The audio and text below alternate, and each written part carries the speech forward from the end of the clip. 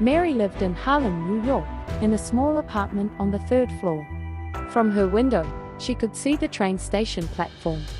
Her job was to take care of the flower beds at that station. Every morning, she arrived early, turned the soil, planted flowers, and watered them carefully. With each season, she changed the varieties, hoping that the commuters passing by would feel a little brighter because of her work. Mary was not a beautiful woman. She was short, with her hair always tied back in a simple knot. She didn't wear makeup or fashionable clothes. Her joy came from small things. After work, she would meet her girlfriends at a cafe, drink tea, and chat about movies, love, or work. Those moments were her quiet happiness.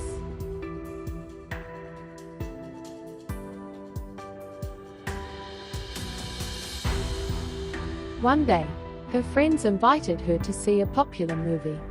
The story took place in an old, worn-out church where a group of nuns began to sing lively, colorful hymns that filled the place with joy. At first, the church was silent and cold, but as the music grew, it came alive with laughter and light. Mary was captivated. The nuns on the screen weren't just praising God, they were singing about the joy of being alive. Even after leaving the theater, the bright rhythm of the hymns echoed in her ears.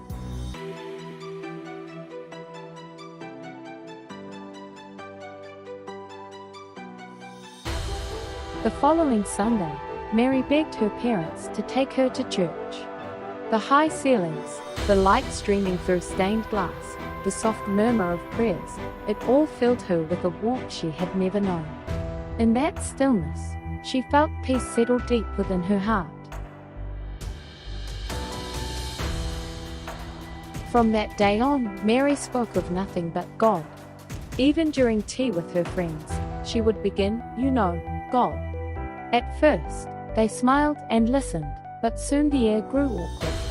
Some began to avoid her. One even said, "There's no such thing as God." Mary felt hurt but didn't argue. She only smiled faintly and looked down at her cup, as if praying.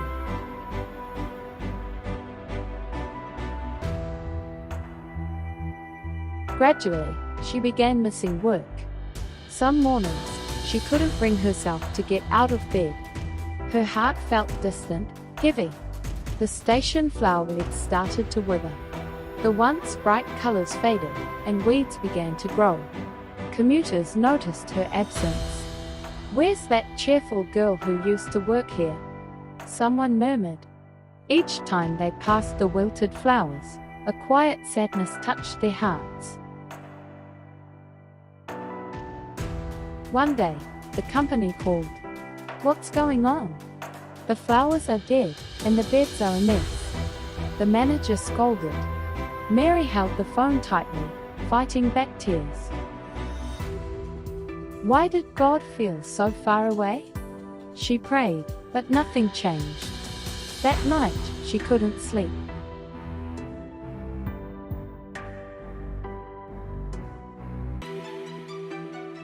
The next morning, she forced herself out of bed and walked to the station. The wind was cold, and the sound of footsteps echoed on the platform. When she reached the flower beds, she froze. The sight before her was heartbreaking. The once vibrant flowers were gone, replaced by brown stems and tangled weeds. Mary knelt down and began to cry silently. Then, through her tears, she noticed something, a faint glimmer of color. Between the dead stems, a single small flower was blooming. Fragile, tiny, yet standing upright, facing the sky. In that moment, something stirred inside her. The flower lives in perfect harmony, without anyone's help, she thought. Isn't this the work of God? God was here all along. Mary left that little flower untouched and replanted the rest of the bed with new seedlings. She dug the soil, watered it, and worked until her hands were covered in dirt and her forehead glistened with sweat. Yet her heart felt calm, almost radiant. By evening, the flower bed was alive again, and passers-by stopped to admire it.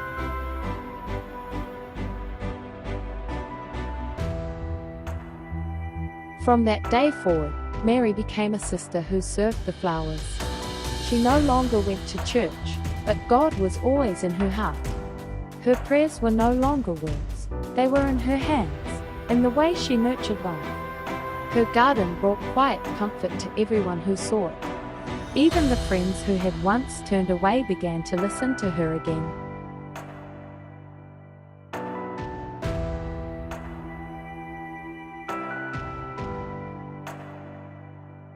Today, if you visit 125th Street in Harlem, you'll find a flower bed more beautiful than any other. It changes with the seasons, yet there is always one small flower blooming quietly somewhere within it. That flower bed is Sister Mary's convent, the place where she continues to live with God.